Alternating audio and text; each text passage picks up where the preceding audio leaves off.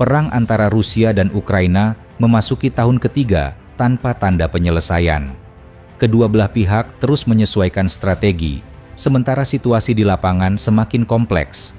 Bagi banyak pengamat, tahun 2025 menunjukkan fase baru, perang yang lebih terukur, lebih berbasis teknologi, dan semakin bergantung pada ketahanan ekonomi serta logistik.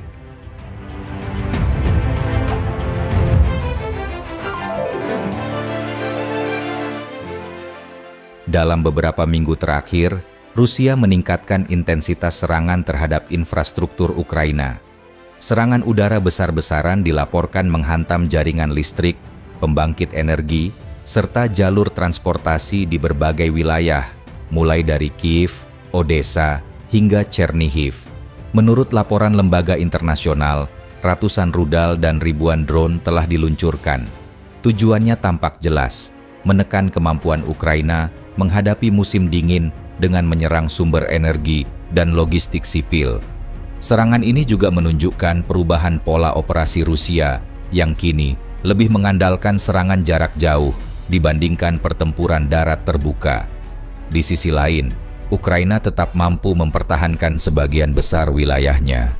Pertahanan udara yang didukung oleh sistem barat seperti Patriot dan Iris-T menahan sebagian besar serangan, meskipun infrastruktur tetap mengalami kerusakan serius.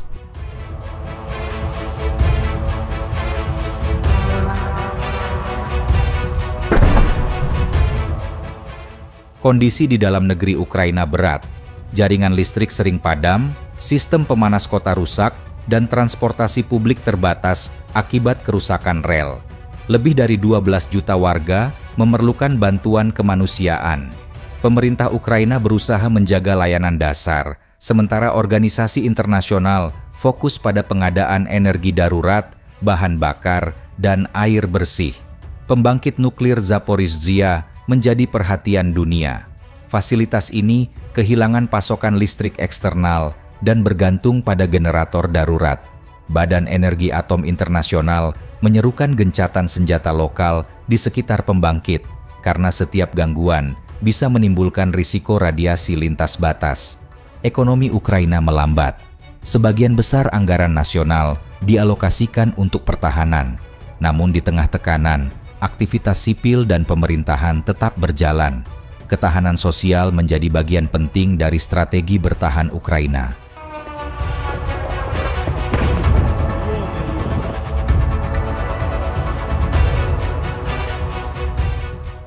Rusia kini menekankan penggunaan senjata jarak jauh dan sistem tanpa awak. Beberapa jenis utama di antaranya, drone Geran 2, versi lokal dari Shahed buatan Iran, digunakan untuk menyerang sasaran energi dan logistik. Rudal jelajah kaliber dan KH-101 diluncurkan dari kapal dan pesawat strategis.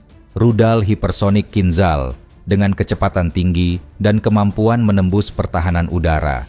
Iskander M dan Iskander K, rudal balistik dan jelajah jarak menengah untuk serangan darat. Glide bomb FAB-500 dan FAB-1500, bom udara dengan sistem pemandu, digunakan di garis depan. Selain itu, artileri berat seperti Smerch dan sistem roket Grad masih digunakan di wilayah Donetsk dan Luhansk. Banyak serangan dilakukan dari jarak jauh untuk mengurangi risiko bagi pasukan darat Rusia. Ukraina menanggapi dengan sistem pertahanan udara multilapis, memanfaatkan radar barat, rudal Patriot, dan drone pengintai domestik. Namun, kapasitas produksi amunisi tetap menjadi tantangan besar bagi kedua pihak.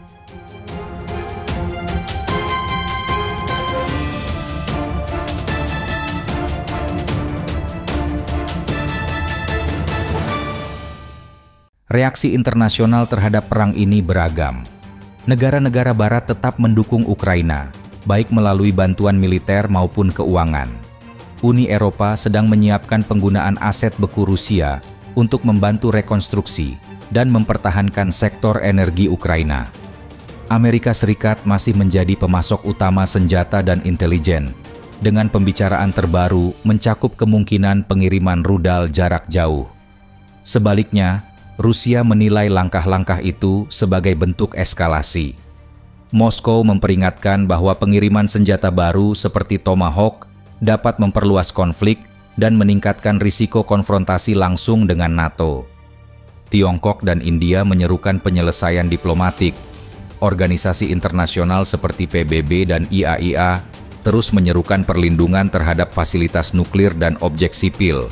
Namun hingga kini, belum ada inisiatif gencatan senjata yang berhasil dijalankan secara konsisten.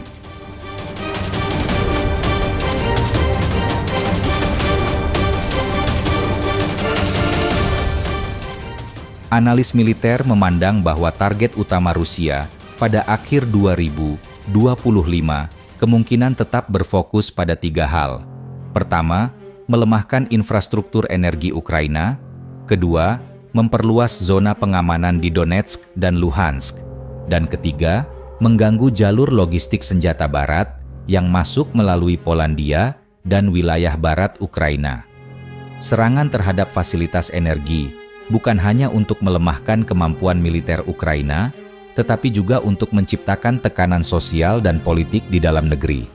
Sementara operasi darat Rusia di timur tampak lebih hati-hati, dengan tujuan menstabilkan garis pertahanan yang sudah dikuasai daripada melakukan serangan besar seperti pada 2022.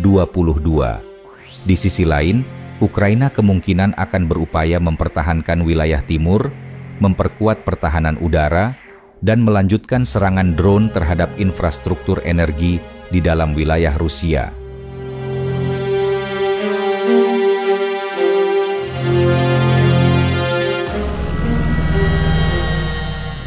Musim dingin yang akan datang menjadi faktor penentu. Bagi Rusia, ini adalah kesempatan untuk menekan Ukraina melalui perang energi. Bagi Ukraina, ini ujian ketahanan nasional. Apakah jaringan listrik, pasokan bahan bakar, dan moral rakyat mampu bertahan dalam kondisi ekstrim? Di tingkat global, banyak negara mulai menunjukkan kelelahan terhadap perang yang tak berakhir. Namun baik Moskow maupun Kiev tampaknya belum siap untuk negosiasi yang berarti. Setiap pihak masih yakin dapat memperoleh posisi lebih baik di medan tempur sebelum duduk di meja perundingan.